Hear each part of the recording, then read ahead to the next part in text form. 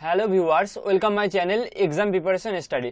So বন্ধুরা, আজ আমি যে বিষয়টা নিয়ে আলোচনা করব সেটা হলো কনস্টেবলের যে তোমার এক্সাম হচ্ছে। তো বর্তমানে এখন এক্সাম অফ রয়েছে, তো খুব শীঘ্রই আবার এক্সাম শুরু হবে। তো সেই ক্ষেত্রে 17টা সেট নিয়ে আমি আলোচনা করেছি ইতিমধ্যে। তো আজকে 18 নম্বর সেট নিয়ে আলোচনা করব।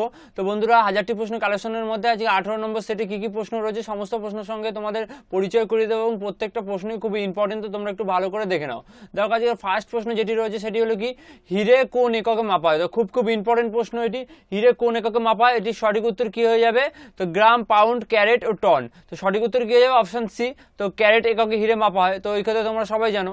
তো অপশন সি হয়ে যাবে সঠিক উত্তর। নেক্সট কোশ্চেন কি আছে দেখে নাও। নিম্নলিখিত বিকল্পগুলির মধ্যে কোনটি ড্রাই ক্লিনিং করতে ব্যবহৃত হয়? খুব ইম্পর্টেন্ট প্রশ্ন এটি, ভেরি ইম্পর্টেন্ট প্রশ্ন। অনেক কম্পারেটিভ এক্সাম আছে, প্রত্যেকটা প্রশ্নই খুব ইম্পর্টেন্ট। তো যাই হোক, তো নেক্সট মানে অপশনগুলো যেটি রয়েছে, কেরোসিন তেল, ডিজেল তেল, তারপরে কি যে লুব্রিকেটিং তেল, পেট্রোলিয়াম ইথার। তো সঠিক উত্তর কি হয়ে যাবে? অপশন এ হয়ে যাবে সঠিক উত্তর, তোমার কেরোসিন তেল, যেটি তোমার ড্রাই ক্লিনিং করতে ব্যবহৃত হয়। নেক্সট কোশ্চেন চলে যাবো। আজকে নেক্সট প্রশ্ন কি আছে, বায়ুমণ্ডলের শব্দ তরঙ্গ হলো কেমন? অর্থাৎ বায়ুমণ্ডলের যে শব্দ তরঙ্গ হয় সেটি কেমন? তো অপশনগুলো কি কি রয়েছে, তির্যক তরঙ্গ, অনুদৈর্ঘ্য তরঙ্গ, তির্যক এবং দীর্ঘ তরঙ্গ, কোনোটিই নয়। তো সঠিক উত্তর কি হয়ে যাবে? অপশন বি, অনুদৈর্ঘ্য তরঙ্গ হলো বায়ুমণ্ডলের শব্দ তরঙ্গ। তো কেমন? অনুদীর্ঘ তরঙ্গ। নেক্সট কোশ্চেন চলে যাবো। নেক্সট প্রশ্ন কি আছে আজকে, শুষ্ক বরফ কাকে বলা হয়? এই প্রশ্নটা খুবই ইম্পর্টেন্ট প্রশ্ন, ভেরি ইম্পর্টেন্ট প্রশ্ন এটি। তো কারণ এই প্রশ্নটা প্রায় 6 থেকে 7 বার আমি দেখেছি বিভিন্ন রকম কম্পারেটিভ এক্সামে আসতে। তো কঠিন কার্বন ডাই অক্সাইড, তরল অক্সিজেন, তরল হাইড্রোজেন, ক্লোরিন। তো সঠিক উত্তর কি হয়ে যাবে? কঠিন কার্বন ডাই অক্সাইডকে শুষ্ক বরফ বলা হয়। তো অপশন এ হয়ে যাবে সঠিক উত্তর। নেক্সট প্রশ্ন চলে যাবো। নেক্সট প্রশ্ন কি আছে, যে যন্ত্রের দ্বারা পরিবর্ত প্রবাহ সমপ্রবাহে পরিণত হয় সেটিকে কি বলা হয়? তো যদি সেদিকে হয়ে গেছে, সেটিকে কি বলা হয়? এটি হবে, তো কি হবে? Capacitor, transistor, diode, fried. তো সঠিক উত্তর কি হবে? ডায়োড বলা হয়। তো এটা জানো, খুবই ইজি প্রশ্ন দিয়েছে। তো জেনারেল সায়েন্সের প্রশ্ন, এই প্রশ্নটা ভেরি ইম্পর্টেন্ট প্রশ্ন। নেক্সট কোশ্চেন চলে যাবো। আজকে নেক্সট প্রশ্ন কি আছে, পরপর তৃতীয়বার 2013 সালে মধ্যপ্রদেশের মুখ্যমন্ত্রী পদে মানে কে শপথ নিয়েছিলেন? মানে 3বার 2013 সালে মধ্যপ্রদেশে। তো অপশনগুলো দেখে নাও, রমেন সিং, শিবরাজ সিং চৌহান, উমা ভারতী, বাবুলাল গৌড়। তো পরস্পর 3বার 2013 সালে, যেহেতু একটু কারেন্ট অ্যাফেয়ার্স, তো এটা এখন জিকে হয়ে গেছে। তো সেই ক্ষেত্রে সঠিক উত্তর কি হয়ে যাবে? শিবরাজ সিং চৌহান, তিনি 2013 সালে পরপর 3বার মানে মুখ্যমন্ত্রী হিসাবে শপথ নিয়েছিলেন। কোথাকার? মধ্যপ্রদেশের। নেক্সট কোশ্চেন চলে যাব। নেক্সট প্রশ্ন কি আছে আজকের, কোন দেশকে ইউরোপের ককপিট নামে পরিচিত? এই প্রশ্নটা খুব ইম্পর্টেন্ট প্রশ্ন। ইউরোপের ককপিট বলে কাকে পরিচিত? তো ইউরোপের ককপিট কাকে বলা হয়? New Zealand, Pakistan, Belgium, Japan. তো ইউরোপের ককপিট কাকে বলা হয়? তো ইউরোপের ককপিট যাকে বলা হয়, অপশন ডি হয়ে যায়। সরি, এখানে একটু অপশনটা ডি হয়ে গেছে, কিন্তু ডি হবে না, অপশন সি হয়ে যাবে সঠিক উত্তর। তো বেলজিয়ামকে বলা হয় তোমার ইউরোপের ককপিট। তো অপশন সি হয়ে যাবে সঠিক উত্তর, এখানে সিটা হবে না। তো সেই ক্ষেত্রে ডিটা হবে না, তো সিটা হয়ে যাবে সঠিক উত্তর। তো বেলজিয়ামকে ইউরোপের ককপিট বলা হয়। নেক্সট কোশ্চেন, 2013 সালে ভারতীয় স্টেট ব্যাংকের প্রথম মহিলা চেয়ারম্যানের নাম কি? অর্থাৎ কে হয়েছিলেন 2013 সালে ভারতীয় স্টেট ব্যাংকের সর্বপ্রথম মহিলা চেয়ারম্যান? তো অপশনগুলি কি আছে, অরুন্ধতী ভট্টাচার্য, ছন্দা কোচার, কিরণ মজুমদার, ইন্দ্রা নুই। তো সঠিক উত্তর কি যাবে? অপশন এ, অরুন্ধতী ভট্টাচার্য, যিনি 2013 সালে ভারতীয় স্টেট ব্যাংকের সর্বপ্রথম মহিলা চেয়ারম্যান হিসেবে নিযুক্ত হয়েছিল, অরুন্ধতী ভট্টাচার্য। খুবই ইজি প্রশ্ন। নেক্সট কোশ্চেন, নরওয়ের রাজধানী কি? অর্থাৎ নরওয়ের ক্যাপিটাল কি? Madrid, Oslo, Paris, Vienna. তো অসলো হলো নরওয়ের রাজধানী বা ক্যাপিটাল। খুব ইম্পর্টেন্ট প্রশ্ন, বিভিন্ন দেশের ক্যাপিটাল সম্বন্ধে প্রশ্ন আসছে, তো এই প্রশ্নটা আসতে পারে। তো খুবই ইম্পর্টেন্ট প্রশ্ন এটি। নেক্সট কোশ্চেন, রাজ্যের সাংবিধানিক প্রধানকে? এই প্রশ্নটা খুব ইম্পর্টেন্ট প্রশ্ন। রাজ্যের মধ্যে যে সাংবিধানিক প্রধান, অর্থাৎ এর মধ্যে কে প্রধান? মুখ্যমন্ত্রী, রাজ্যপাল, বিধানসভার অধ্যক্ষ, হাইকোর্টের প্রধান বিচারপতি। অনেকে যেটা করে সেটা হলো কি, মানে হাইকোর্টের প্রধান বিচারপতি করে দেয় না মুখ্যমন্ত্রী করে দেয়। এই দুটোর মধ্যে অনেকের মধ্যে ভীষণ পরিমাণে কনফিউশন থাকে, কিন্তু অপশন বি হয়ে যাবে সঠিক উত্তর, রাজ্যপাল হবে সঠিক উত্তর। তোমার রাজ্যের সাংবিধানিক প্রধানকে রাজ্যপাল। তো অপশন বি হয়ে যাবে সঠিক উত্তর। তো রাজ্যপাল হলো রাজ্যের মানে তোমার সাংবিধানিক প্রধান। তো অপশন বি। নেক্সট কোশ্চেন কি আছে দেখে নাও, ভারতের উপরাষ্ট্রপতি হিসাবে নির্বাচিত হতে গেলে ন্যূনতম বয়স কত হওয়া দরকার? তো ভারতের যে উপরাষ্ট্রপতি হতে গেলে ন্যূনতম বয়স কত হওয়া দরকার? অপশনগুলো একবার দেখে নাও, 25 বছর, 30 বছর, 35 বছর, 40 বছর। তো অপশন সি হয়ে যাবে সঠিক উত্তর, তোমার 35 বছর তোমার ভারতের উপরাষ্ট্রপতি হিসাবে মানে তোমার হতে গেলে ন্যূনতম বয়স এটি দরকার। নেক্সট কোশ্চেন চলে যাবো। আজকে নেক্সট প্রশ্ন কি আছে, অমর্ত্য সেন নোবেল পুরস্কার কবে সম্মানিত হন? অর্থাৎ অমর্ত্য সেন যিনি অর্থনীতিতে নোবেল পুরস্কার পেয়েছিলেন, একমাত্র ভারতীয় অর্থনীতিতে যিনি নোবেল পুরস্কার পেয়েছেন এখনো অবধি, তো সেটি কত সালে পেয়েছিলেন? 1998, 1999, 2000, 2001। তো 1998 সালে ইনি পেয়েছিলেন। অপশন এ হয়ে যাবে সঠিক উত্তর। নেক্সট কোশ্চেন, পৃথিবীর বৃহত্তম মহাসাগর কোনটি? তো পৃথিবীর বৃহত্তম মহাসাগর কোনটি, এটাও খুব ইজি প্রশ্ন। আটলান্টিক মহাসাগর, ভারত মহাসাগর, প্রশান্ত মহাসাগর, আর কি আছে আর্কটিক মহাসাগর। তো দেখো অনেকের মধ্যে যেটা ভারত মহাসাগর আর প্রশান্ত মহাসাগরের মধ্যে অনেকে কনফিউশনের মধ্যে থাকো, তো সেই ক্ষেত্রে তোমাদের বলবো দেখো পৃথিবীর বৃহত্তম সর্বপ্রথম বৃহত্তম যেটি মহাসাগর সেটা হলো প্রশান্ত মহাসাগর, অপশন সি হয়ে যাবে সঠিক উত্তর। নেক্সট কোশ্চেন, 2013 সালে গান্ধী শান্তি পুরস্কার কে পেয়েছে? তো আন্না হাজারে, চন্দ্রীপ্রসাদ ভাট, বাবা আমতে, এদের কেউই না। তো সঠিক উত্তর কি হবে? চন্দ্রীপ্রসাদ ভাট, যিনি 2013 সালে গান্ধী শান্তি পুরস্কার পেয়েছে, অপশন বি হয়ে যাবে সঠিক উত্তর। নেক্সট কোশ্চেন চলে যাবো। আজকে নেক্সট প্রশ্ন কি আছে, ভারতের সাংবিধানিক কোন অনুচ্ছেদে নারী পুরুষের ক্ষেত্রে সমান কাজের জন্য সমান বেতনের কথা বলা হয়েছে? এই প্রশ্নটা খুবই ইম্পর্টেন্ট প্রশ্ন।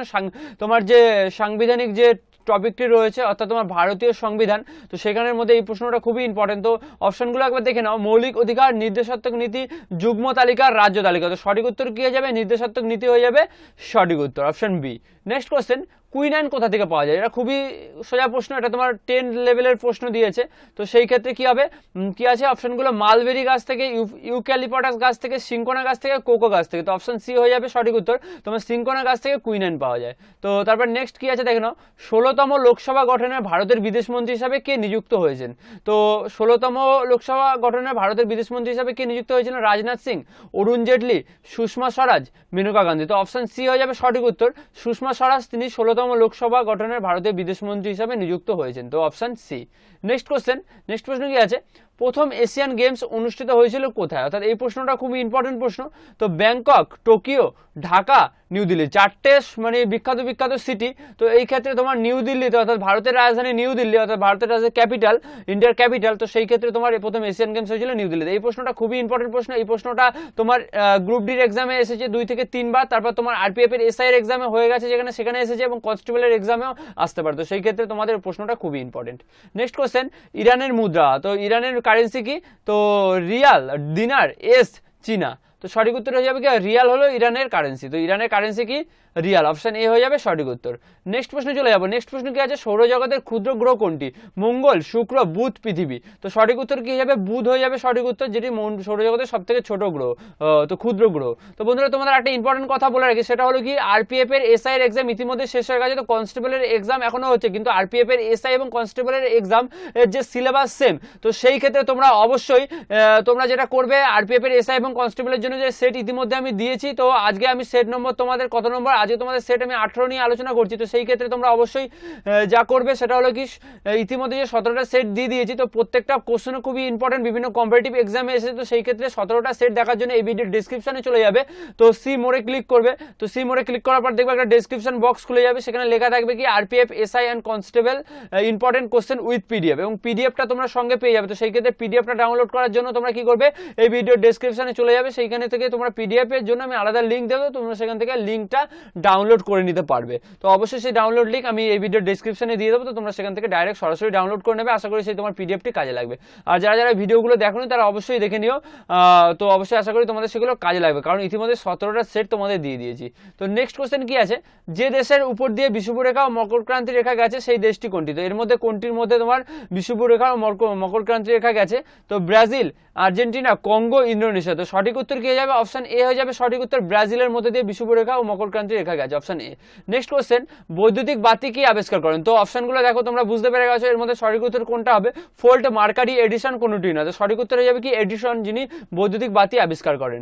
নেক্সট কোশ্চেন, যদি কোনো বালক নির্দিষ্ট বেগে চলমান রেলগাড়িতে বসে সোজা উপরের দিকে বল ছোড়ে, অর্থাৎ কোনো একটা বল যদি তোমার চলমান একটা ট্রেনে বা বাসে যদি তোমার উপরের দিকে ছোড়ে, সেই বলটা কোথায় পড়বে? অর্থাৎ বলটা যদি উপরের দিকে ছুড়ে দাও, তাহলে সেই বলটা কি তোমার কি কোথায় পড়বে? তো কি অপশনগুলো একবার দেখে নাও, বলটি তার সামনে এসে পড়বে, বলটি তার পেছনে এসে পড়বে, বলটি তার হাতে এসে পড়বে, বলটি নিজের দিকে ফিরে আসবে না। তো এটা খুব ইজি প্রশ্ন, দেখবে তোমরা এবার ট্রাই করে দেখবে, যদি তোমার ট্রেনে বা বাসে চড়ো, সেই ক্ষেত্রে যদি চলন্ত গাড়ির মধ্যে যদি তোমার উপরে বল ছোড়ো, তাহলে তোমার বলটি হাতে এসেই পড়ে, অপশন সি হয়ে যাবে সঠিক উত্তর। সো বন্ধুরা, একটা তোমাদের ইম্পর্টেন্ট কথা বলবো, ভেরি ইম্পর্টেন্ট কথা, সেটা হলো কি, আরপিএফ এর এসআই এর এক্সাম তো শেষ হয়ে গেছে, এবং কনস্টেবলের এক্সাম চলছে, এবং আগামী দিনে তোমার সি গ্রুপের ম্যাক্সিমাম কলকাতা ক্যান্ডিডেট সি গ্রুপের এক্সাম দেবে। তো সেই ক্ষেত্রে আমি এক্সাম অ্যানালাইসিস করেছি আরপিএফ এর এসআই এবং কনস্টেবলের প্রতিদিন। তো সেই ভিডিওগুলো দেখার জন্য, যতদিন এক্সাম হয়েছে প্রতিদিনই আমি ভিডিও অ্যানালাইসিস করি। তো এই ভিডিও ডিসক্রিপশনে চলে যাও, সেখানে আমি লিঙ্ক দিয়ে দেবো, অর্থাৎ সেই লিঙ্কের নাম কি থাকবে, সেই লিঙ্কের নামটা তোমাদের একবার বলে দিচ্ছি, RPF SI and constable question review. তো সেখানে পাশে একটা লিঙ্ক থাকবে, লিঙ্কে তোমরা ক্লিক করে সেই প্রত্যেকটা ভিডিও দেখে নিতে পারো, কিরকম ধরনের প্রশ্ন এসেছে কনস্টেবল কনস্টেবলের ভিডিও রয়েছে, এসআই এর কিরকম প্রশ্ন এসেছে, কারণ এসআই থেকে প্রচুর পরিমাণে প্রশ্ন কনস্টেবলের আসে। তো সেই ক্ষেত্রে তোমরা আশা করি ওইখান থেকে ওই ভিডিওগুলো দেখে নেবে, কারণ প্রচুর পরিমাণে কাজে লাগবে সেই ভিডিওগুলো। কারণ অনেক প্রশ্ন রয়েছে যেগুলো প্রতিনিয়ত তোমার রিপিট হচ্ছে, আর তোমাদের একটা বিশেষ ধারণা হয়ে যাবে। আর তোমাদের সেট প্রতিনিয়ত আমি ইম্পর্টেন্ট সেট যেগুলো বারবার কম্পিটিটিভ এক্সাম এসেছে সেগুলো তোমাদের দেওয়ার চেষ্টা করছি। তো সেই ক্ষেত্রে আশা করি এই সেটগুলো তোমরা দেখে নেবে। তো ইতিমধ্যে আমি প্রায় 17টা সেট দিয়ে দিয়েছি, তো আজকে 18 নম্বর সেট নিয়ে আলোচনা করছি। সেই ক্ষেত্রে অবশ্যই প্রিভিয়াস সেটগুলো দেখার জন্য এই ভিডিও ডেসক্রিপশনে চলে যাবে, সেখান থেকে দেখে নেবে। আর এই ভিডিওটার পিডিএফ যদি ডাউনলোড করতে চাও সেটাও এই ভিডিও ডেসক্রিপশনে চলে যাবে, সেখানে আমি লিঙ্ক দিয়ে দেবো পিডিএফ এর, দিস ভিডিও পিডিএফ। তো সেখানে ক্লিক করে এই পিডিএফটি ডাউনলোড করে নিতে পারো। আশা করি সেই পিডিএফটি ডাউনলোড করে নিতে তোমাদের পড়তে পরবর্তীকালে সুবিধা হবে। সো বন্ধুরা, আর যারা আমার চ্যানেলটি সাবস্ক্রাইব করে অর্থাৎ এই চ্যানেলে নতুন, তারা অবশ্যই সাবস্ক্রাইব করে পাশে থাকা বেল আইকনটি প্রেস করে নেবে। আর ভিডিওটি কেমন লাগলো সেটা অবশ্যই কমেন্ট বক্সে জানাবে, আর সঙ্গে একটা লাইক করে দেবে, কারণ তোমরা লাইক না করলে আমার মোটিভেশন বাড়বে না। তো সব বন্ধুরা, সম্পূর্ণ ভিডিওটি দেখার জন্য তোমাদের অসংখ্য ধন্যবাদ। Thank you.